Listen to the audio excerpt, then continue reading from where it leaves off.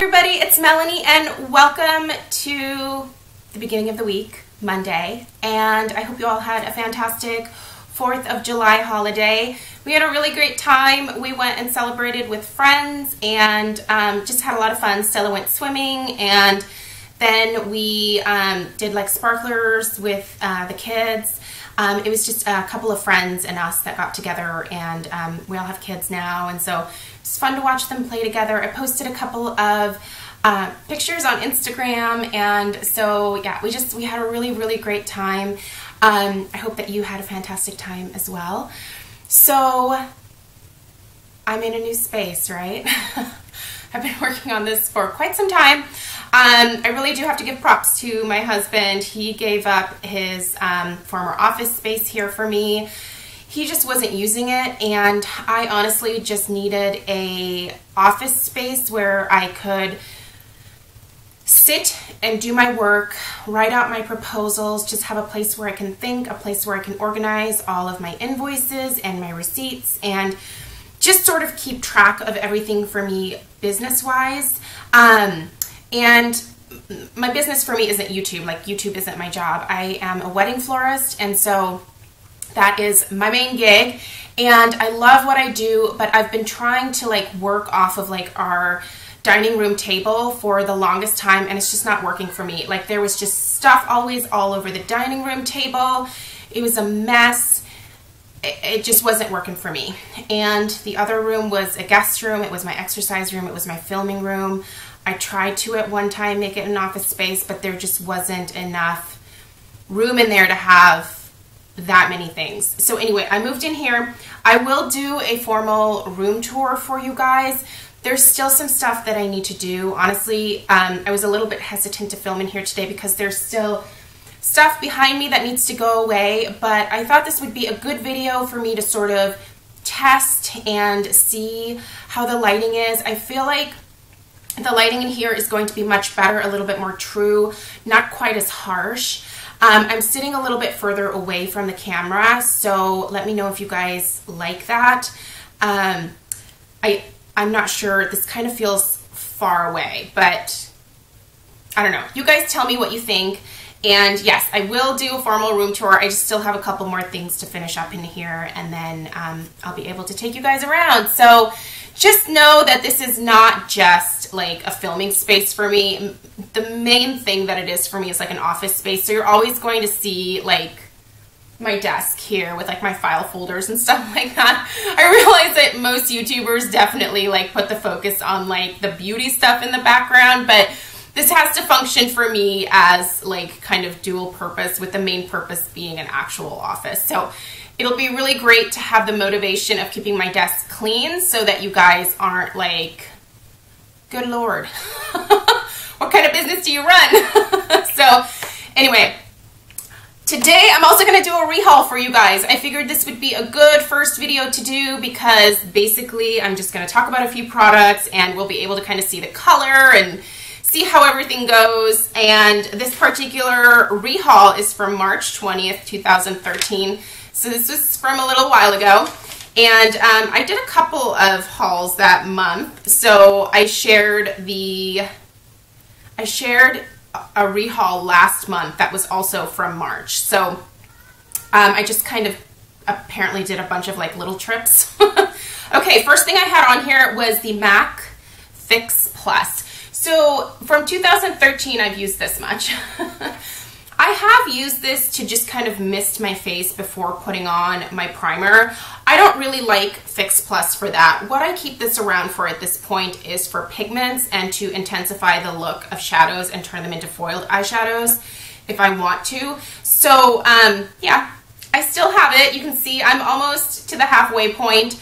I do want to start playing around a little bit more with my pigments in the fall. I have some really beautiful colors, and I just need to like utilize them more.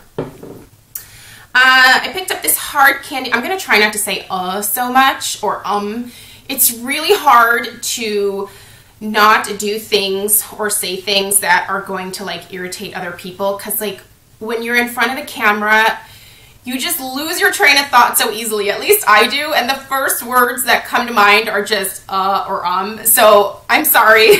I've gotten some comments about that. I apologize. I try to watch it as much as I can. So anyway, Hard Candy High Maintenance. This is one of their baked eyeshadow duos.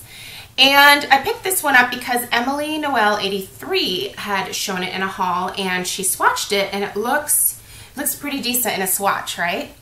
So there it is.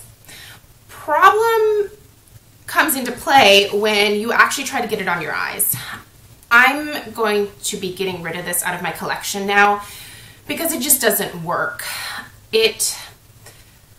If you apply it with your fingers, you definitely get a little bit more payoff. But when you try to apply it with a brush, there's basically no payoff. So to me, this is just kind of a lot of work, and I'm not reaching for it.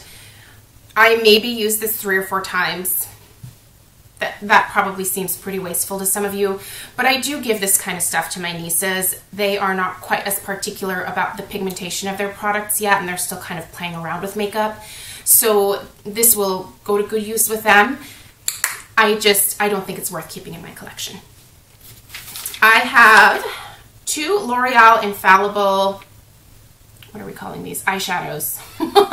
I have Endless Sea and Beautiful Liquid Diamond. So Endless Sea and Liquid Diamond. I obviously still have these. I will not be getting rid of these. They're beautiful. I really like these L'Oreal Infallible shadows. They are basically a pressed pigment. So they come with a little stopper, and then I'll just give you guys a swatch of Liquid Diamond because it's so pretty. It's a gorgeous, gorgeous color. If you can still find that, it's basically a purple silver. That's the best way that I can describe it, I guess. It's a purpley silver.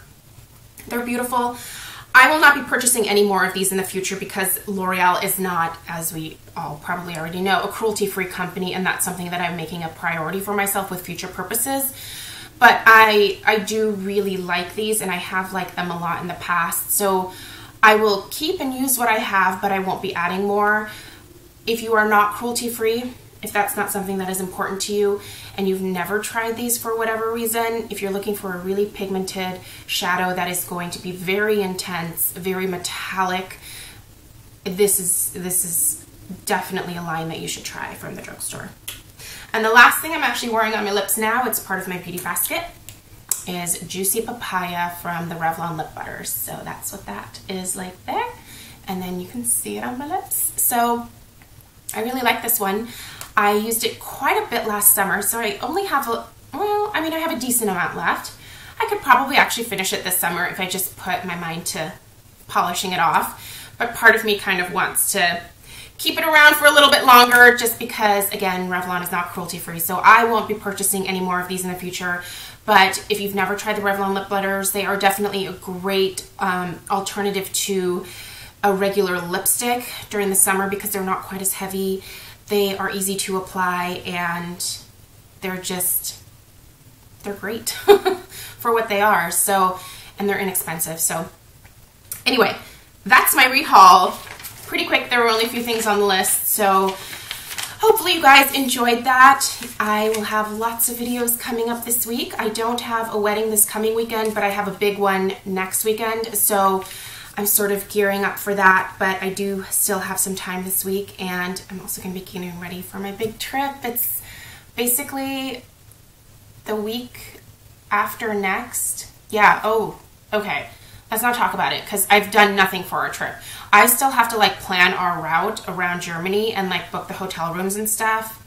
My husband is going to kill me when he finds out that I haven't actually done that yet. So, wish me luck. If you live in Germany, tell me where you think I should go. Give me some suggestions. I'm originally from there, so I know we're going back to where I grew up and stuff, but there are lots of parts of Germany that I've never actually been to, so I need to get around. And I'm originally from Saarland, so kind of in the west, by the border by France, in the middle part of Germany there, that's where I'm originally from. So, I know that area really well, and certainly look forward to going back there and sort of exploring my old, schools and stuff like that. But there's lots of other things that I want to do as well. So leave me suggestions down below if you have any.